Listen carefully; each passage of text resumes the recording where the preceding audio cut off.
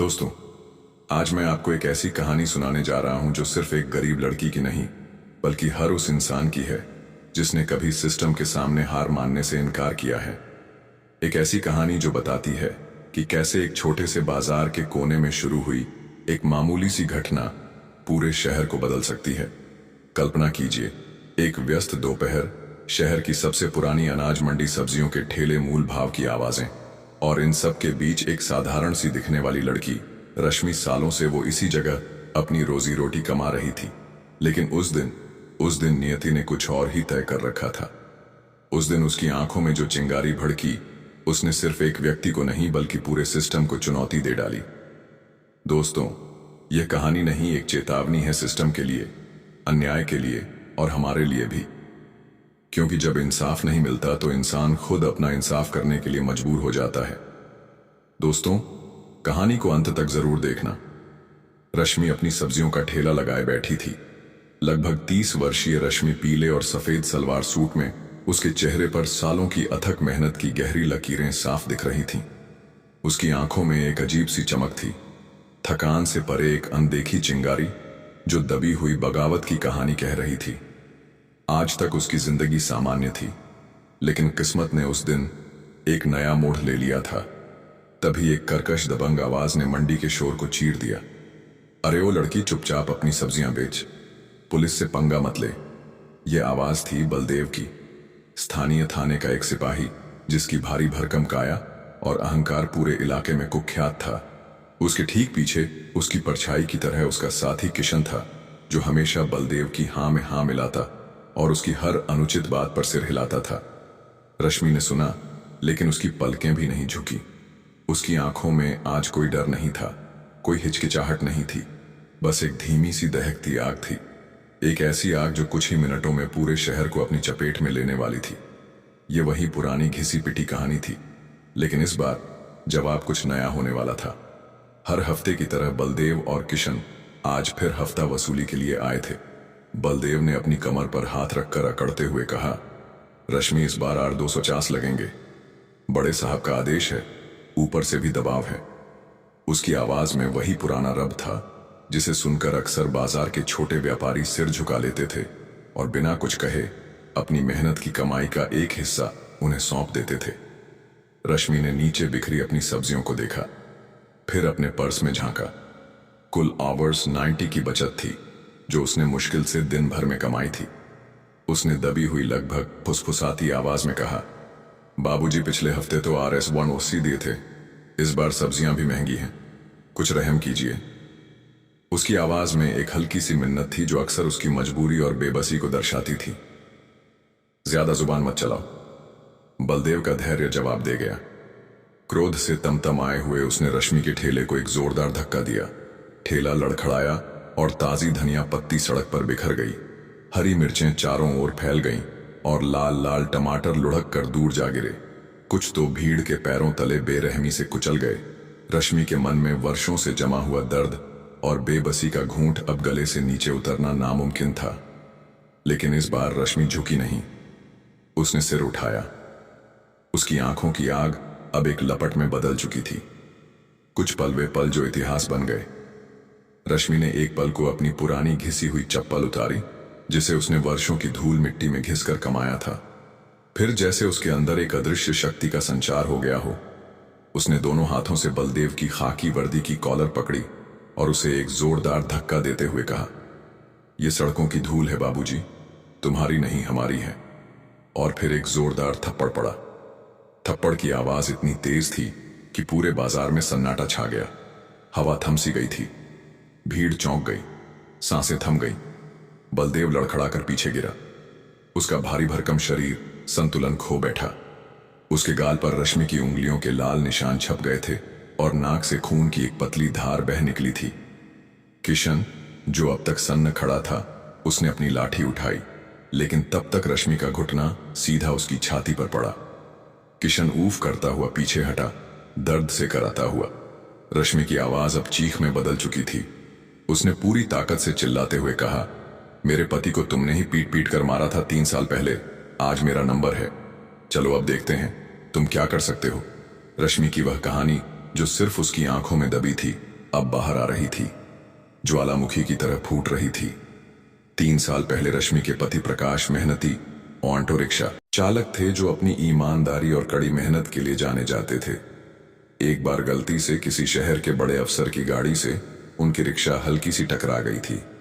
अफसर को जरा सी खरोच भी नहीं आई थी, लेकिन प्रकाश को बिना किसी सुनवाई के थाने ले जाया गया। रश्मि ने कई बार थाने के चक्कर लगाए, गिड़गिड़ाई, लेकिन कोई सुनवाई नहीं हुई। 5 दिन बाद एक ठंडी सुबह प्रकाश का शव रश्मि को मिला। पोस्टमार्टम रिपोर्ट में आत्महत्या लिखा गया था, लेकिन रश्मि जानती थी कि यह सिर्फ कागज पर लिखा एक झूठ था। उसने पुलिस वालों की आंखों में वह क्रूरता देखी थी, वह बर्बरता देखी थी जिसने उसके पति की जान ले ली थी। रश्मि कुछ नहीं कर सकी थी। उसके 2 छोटे बच्चे थे, एक 6 साल का बंटी और दूसरा 3 साल की गुड़िया। वह दिन रात उस सब्जी के ठेले पर बैठती रही, अपनी आंखों के आंसुओं को पीकर, सिर्फ इसलिए कि पुलिस से कोई पंगा ना हो, ताकि उसके बच्चों का कोई सहारा ना छीन जाए। लेकिन उस दिन दोपहर के 2 बजे उस ठेले के नीचे उसकी आत्मा मर चुकी थी। बचा था तो सिर्फ प्रतिशोध, एक ऐसा प्रतिशोध जो वर्षों से उसके अंदर पल रहा था। भीड़ अब सिर्फ दर्शक नहीं रही थी। बलदेव और किशन को जमीन पर गिरा देख लोगों के अंदर का डर कुछ कम हुआ। बरसों से दबी हुई पुलिस के अन्याय के प्रति उनकी अपनी कहानियों ने सिर उठाना शुरू कर दिया था। पास में खड़ा एक युवा लड़का रोहन, जो अक्सर उसी बाजार में अपने पिता के साथ काम करता था, उसने तुरंत अपना स्मार्टफोन निकाला और उस पूरे अविश्वसनीय दृश्य का एक वीडियो बना लिया। 30 सेकंड का वह वीडियो पूरे शहर को हिला गया, एक चिंगारी की तरह फैल गया। वीडियो में साफ दिख रहा था कि एक साधारण सब्जी बेचने वाली महिला एक पुलिसकर्मी को थप्पड़ मार रही है और फिर लात उसके चेहरे पर पड़ रही है। पीछे 30-40 लोग हैरान खड़े थे। कुछ के चेहरे पर डर था तो कुछ के चेहरे पर दबी हुई खुशी, एक अजब सी संतुष्टि। पुलिस वाला जमीन पर पड़ा था और रश्मि की आवाज साफ आती थी, मेरे पति की मौत का जवाब दूंगी, चाहे पूरा थाना क्यों ना आ जाए। शहर की फिजा बदल गई थी। जैसे आग जंगल में फैलती है, वैसे ही यह वीडियो भी फैल गया। एक व्यक्ति से दूसरे व्यक्ति तक, एक फोन से दूसरे फोन तक। 2 घंटे के भीतर 5 व्हाट्सएप ग्रुप, फेसबुक पेज और लोकल न्यूज चैनलों पर सब्जी वाली बनाम पुलिस की हेडलाइन चल पड़ी। सोशल मीडिया पर रश्मि की कहानी तेजी से वायरल होने लगी। हर शेयर के साथ, हर कमेंट के साथ लोगों के अंदर वर्षों से दबा पुलिस के खिलाफ का गुस्सा बाहर आ रहा था। अगले ही दिन 50 से ज्यादा ठेले वाले और उनके साथ सैकड़ों आम नागरिक पुलिस स्टेशन के सामने जमा हो गए। उनके हाथों में सब्जियों की टोकरी नहीं थी, बल्कि एक पर्चा था जिस पर बड़े अक्षरों में लिखा था, आज हम सब रश्मि हैं। पुलिस का पलटवार आया, तीव्र और निर्मम। रश्मि के खिलाफ तत्काल FIR दर्ज की गई और उसे देर रात उसके घर से गिरफ्तार कर लिया गया। धारा 303, हत्या का प्रयास 386, सरकारी कर्मचारी पर हमला, दंगा भड़काना और जान से मारने की धमकी जैसी गंभीर धाराएं लगाई गई। रश्मि को हथकड़ी लगाकर थाने लाया गया, लेकिन उसके चेहरे पर एक अजीब सी शांति थी, एक विजय की मुस्कान, एक ऐसी मुस्कान जो कह रही थी कि उसने अपनी लड़ाई शुरू कर दी है। थाने के बाहर भीड़ और गुस्सा दोनों बढ़ रहे थे। लोगों ने नारे लगाने शुरू कर दिए, रश्मि को रिहा करो, हमें इंसाफ चाहिए। लेकिन अंदर की सच्चाई ज्यादा देर तक दबा नहीं सकी। 2 दिन बाद एक स्थानीय RTI कार्यकर्ता श्रीवास्तव, जो अपनी निडरता और अन्याय के खिलाफ लड़ने के लिए जाने जाते थे, उन्होंने पुलिस स्टेशन के CCTV फुटेज और बलदेव व किशन की पुरानी केस फाइलें निकलवाई। जो सच सामने आया उसने पूरे शहर को चौंका दिया। पता चला कि बलदेव पर पहले से ही 8 शिकायतें थीं। जमीन कब्जाना, छोटे व्यापारियों को धमकाना, अवैध वसूली, जिन्हें हमेशा सत्ता और पैसे के दम पर दबाया गया था। पिछले 2 सालों में 40 से ज्यादा सब्जी वालों से हफ्ता वसूली का रिकॉर्ड था, जिसके कारण कई छोटे व्यवसाय बर्बाद हो गए थे। और सबसे दर्दनाक बात, प्रकाश की मौत वाला केस दोबारा खुला और फॉरेंसिक रिपोर्ट में उनके शरीर पर बुरी तरह से पिटाई के निशान मिले, जो साफ साफ बता रहे थे कि उनकी मौत आत्महत्या नहीं बल्कि बर्बरता का नतीजा थी। पुलिस ने जानबूझकर तथ्यों को छुपाया था। यह नया सबूत सामने आते ही पूरे शहर का जनमानस रश्मि के पक्ष में हो गया। मीडिया ने भी इस कहानी को प्रमुखता से दिखाना शुरू कर दिया और राष्ट्रव्यापी बहस छिड़ गई। कोर्ट में सुनवाई हुई और फैसला आया जिसने एक मिसाल कायम कर दी, न्याय की एक नई परिभाषा गढ़ दी। 6 दिन बाद केस फर्स्ट ट्रैक कोर्ट में पहुंचा। जज ने अपने ऐतिहासिक फैसले कहा, जब कानून के रक्षक ही भक्षक बन जाए तो जनता का प्रतिकार न्याय का ही रूप है। रश्मि दोषी नहीं, बल्कि इस सिस्टम के लिए एक चेतावनी है। रश्मि के खिलाफ दर्ज FIR खारिज कर दी गई। बलदेव को तत्काल प्रभाव से सस्पेंड कर दिया गया और उस पर आपराधिक मुकदमा चलाने का आदेश दिया गया, जबकि किशन का सुदूर ग्रामीण क्षेत्र में तबादला कर दिया गया, जहां वह कभी किसी को परेशान नहीं कर पाएगा। आज रश्मि कहां है? वह अभी भी ठेला लगाती है उसी मंडी में, लेकिन अकेली नहीं। हर गुरुवार को उसकी बगल में 3 और विधवा महिलाएं बैठती हैं, जिन्होंने भी सिस्टम की बर्बरता झेली थी, और रश्मि की लड़ाई ने उन्हें भी अपनी आवाज उठाने की हिम्मत दी है।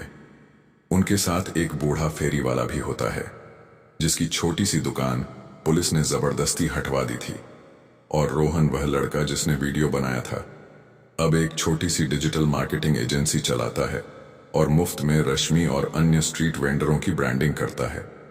उनके संघर्ष की कहानियां दुनिया तक पहुंचाता है, जिससे समाज में जागरूकता आती है, और उस ठेले पर, जो अब पहले से कहीं ज्यादा सम्मान से देखा जाता है, एक गर्व से भरा बोर्ड लगा है, यह सब जहूं नहीं, यह इंसाफ की खुशबू है। रश्मि की कहानी एक प्रतीक बन गई है, प्रतीक उस अदम्य शक्ति का जो एक आम इंसान के अंदर होती है जब वह अन्याय के खिलाफ खड़ा होता है। यह कहानी हमें सिखाती है कि सच्ची ताकत बंदूक या वर्दी में नहीं होती, बल्कि हिम्मत, सच्चाई और एकजुटता में होती है।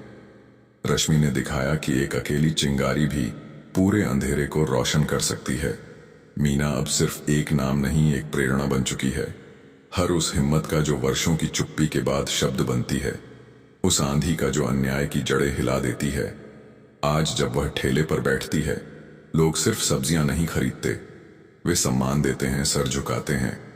उसकी लड़ाई ने मंडी की मिट्टी को आवाज दे दी है, और उसके हर कदम ने साबित किया है कि न्याय के लिए उठाया गया एक अकेला हाथ लाखों झुके सिरों को उठा सकता है। शायद मीना न्याय की देवी नहीं है, लेकिन वह उस उम्मीद की लौ जरूर है जो हर गरीब, दबे कुचले इंसान के भीतर जलती है। यह कहानी यहीं खत्म नहीं होती, क्योंकि जब तक अन्याय जिंदा है, मीना जैसी कहानियां हर गली, हर शहर में जन्म लेती रहेंगी। तो दोस्तों, आपको यह कहानी कैसी लगी? अगर अच्छी लगी हो तो प्लीज हमारे चैनल को सब्सक्राइब और वीडियो को एक लाइक जरूर कर दीजिएगा, जिससे हमारा हौसला और भी बढ़ता रहे। धन्यवाद।